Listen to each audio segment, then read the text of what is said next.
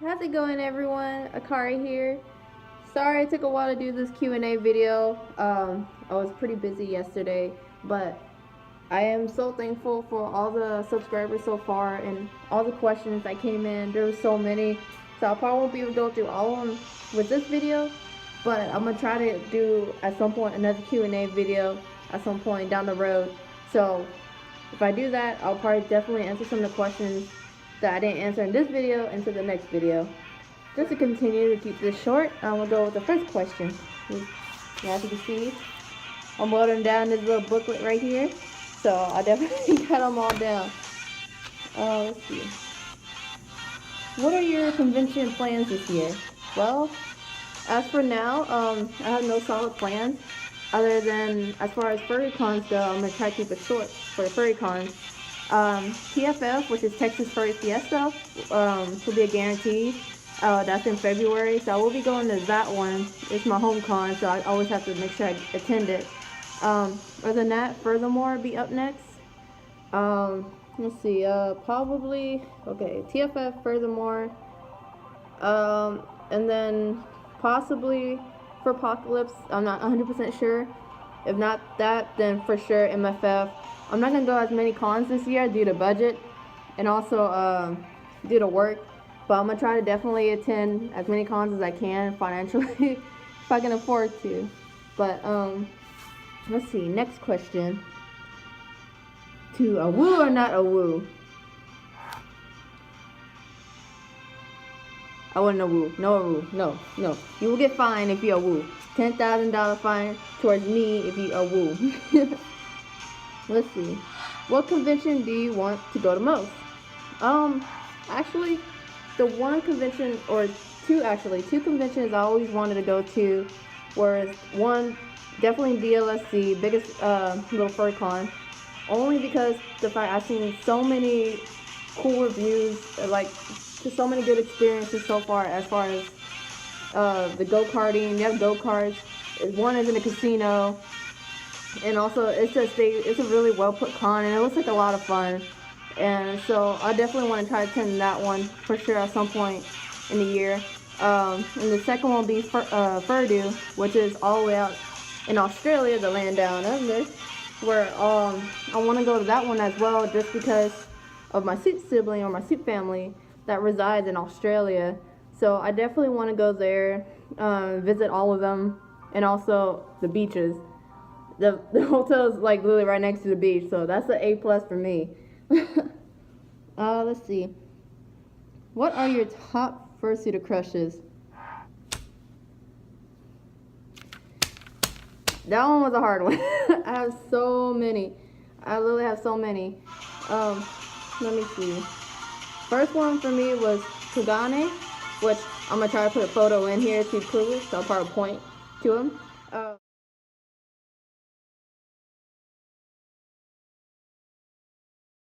Kogane, which is a big plus because I love the design of the suit. I love the color I put, and also it's a Japanese style fursuiter. So Kogane is definitely one of mine. Yayin, forgive me if I mispronounce these.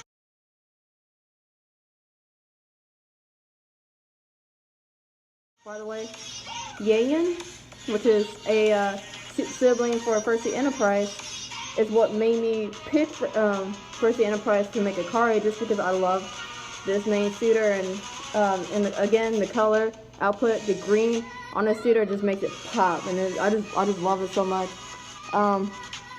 Kaido is definitely another one.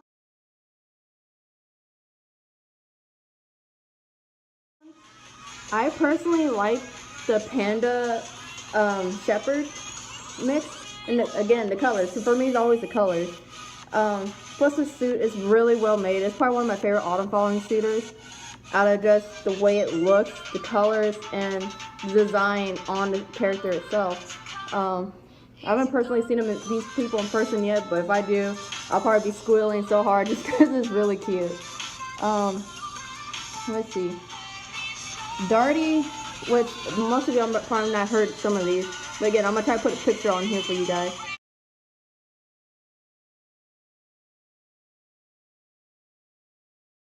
Darty is one. He's from, I believe he lives in Europe, but I love kangaroos. His design on his is pretty cool. I love the grump look on him. He's probably one of mine. Hunter.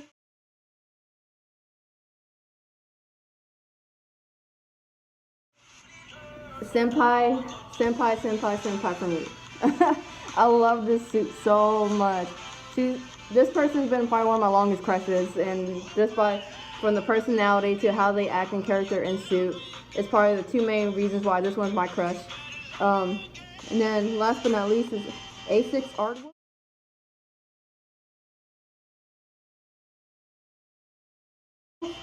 Also from, I believe he came from Europe, but recently I heard he came back, he moved to the US.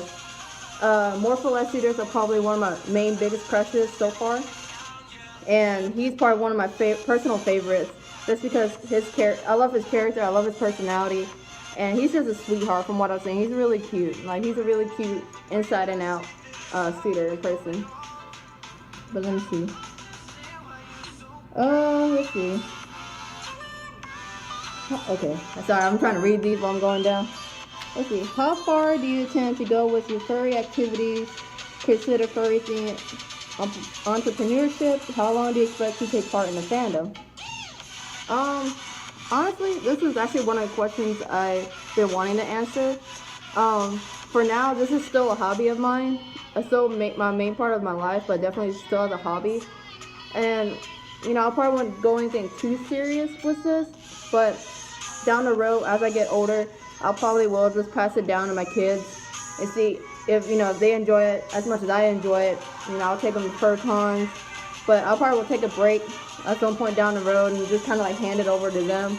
And I'll probably just try to volunteer for conventions, or just, you know, again, if my kids want to do it, I'll just take them to conventions and just enjoy the calmer aspect of, you know, the furry community. But I probably won't be as active down the road once I settle down and, you know, grow old. But yeah, for now, I'm definitely enjoying it for now as a hobby. I love this fandom so much. It's already been like, see, 13, 14.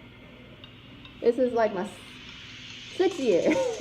Sixth year being in the fandom, and I've been enjoying every year so far being in it. So hopefully many more years for it to come. But let's see. What is your opinion on kids scamming Brisket Makers? Oh my goodness. This is a tough topic. Let's see. In all honesty, the way I see it, it's a big no. Don't do it. If you're under 18 years old, you really want a fursuit, don't. I would say wait till you're older, for sure. Wait till you're older, and get a job, you know, do everything you're supposed to, and then eventually, you know, work hard to get a fursuit. I probably might sound weird because I'm like doing this as I go, but it's a definitely big no. It shouldn't. That shouldn't be a thing. Like, you shouldn't have to scam fursuit makers to get a fursuit. Like, most of us work really hard to get this, and this is a luxury. It's not like it's not a need. Again, I'm pretty sure a lot of people have said this before, but we worked very hard for this. And so in the fursuit makers, you know, half of them, you know, actually it's their actual job. Like, it's their full-time job. So scamming them, you know, takes out of their time. It takes away their money that they have to make for bills, food, everything that they need. So as definitely am against like people trying to scam fursuit makers. It wouldn't even have to be kids. It'd just be people in general. It's a big no, because that's more likely that could be someone's livelihood that you're messing up right there. And for sure, if any known scammers out there, a fursuit maker who has been scammed, you know, it's sad in the fact that there's people out there that will scam people who work hard to get where they're at now. So I probably didn't really answer that question too well. I'm sorry, but for sure I'm against it. You know, definitely don't do it. Just wait. You know, again, this is a luxury, it's not a need. So just wait, save your money, and then commission a fursuit maker. Don't try to scam them out. You know, again, that's someone's livelihood in the long run that you're messing up. Let's see. Would you read a book or watch the film adaptation of said book? Um, Depends. I mean, most of the time, I would say read a book just because I like to read the original origin of the book before the movie. Because most of the movies will kind of like skip certain parts of said book. Like, what's the word? What's the example? Most of the time they'll get it right on the dot. But I'd rather be safe than sorry and then read the whole book so that way when the movie comes out, I know exactly what's going on. I could be like, okay, that's gonna happen, or cool, they added that, or this is how they made this. So I won't miss anything. I know every single like story, part, people, etc. So I say book first. Let me see. So turn the page. Again, I'm probably gonna only have time to do maybe 2 more questions, and then I'll probably end the video there for the Q&A. So, let's see. Okay, when did you realize you were furry, and who or were or are your inspirations? Let me see. I probably would say, and it's probably the same thing for most people, Disney was probably my main inspiration. Growing up as a kid, I loved animals in general, and Disney was like my main outlook. Disney, I said Disney is my main outlook as far as what made me want to, like, oh, that's cool, I want to do that, or that's a cool character, I like that one, that one's cute and fluffy. Think of the mindset of a kid. But I guess my real main inspiration was probably growing up watching Balto. Let me see, it was Balto, Scooby-Doo was one as well. Scooby-Doo, oh my god, was my childhood. That's all I watched. So Scooby-Doo was the second one, and I think the third one was more likely Lion King for sure. So those 3 were probably my main inspirations on realizing I'm a furry. That's why Akari is like a husky, wusky. I love canines. And then Lion King was just so well made that I just was like, okay, I'm a big fan of this. So it's like when the furry fandom came along, I was like, oh, this is exactly what I wanted to do when I was little.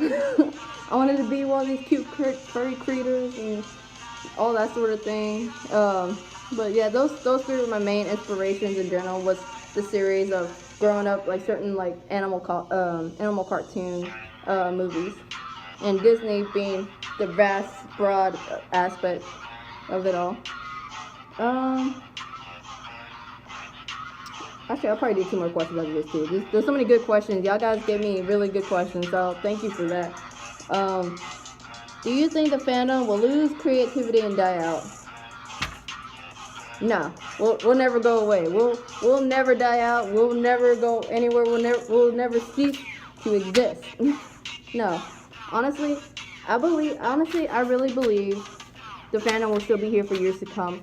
Just because there's so many people just like coming in, and we don't know what the future will hold. There's gonna be so much new creativity pouring in as years to go from certain people to keep the fandom alive. Not only like just the creativity, but again, like I said, the people. We got from what I've seen, we got a lot of youngsters coming in the fandom, and they're like our future generations of the furry fandom. So I don't believe we'll die out anytime soon, but improve and just grow much more for sure down the line. But hopefully I answered your question. I'm trying to get used to being in here, but I think that'll be the last for the Q&A video for now. I just want to thank everyone so much for subscribing me so far, and that I'm gonna try my best to upload as much video content as I can, and that what's this? So I was gonna say, but for now, it's the end of my Q&A video. Thank you everyone so much. I love you all, and that I'll definitely be seeing you next time. Bye.